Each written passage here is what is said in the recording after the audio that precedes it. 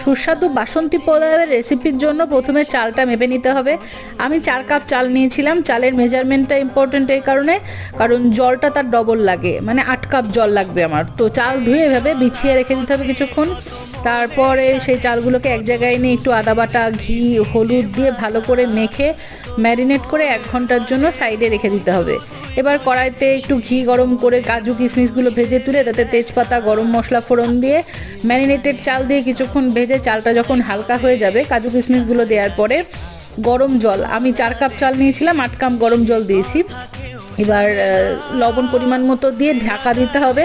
জলটা যেই শুকিয়ে যাবে তখন ওপর থেকে চিনি দিয়ে আরেকটু ঢাকা দিয়ে একটু লঙ্কা চেরাগুলো দিয়ে ঢাকা দিয়ে রাখতে হবে।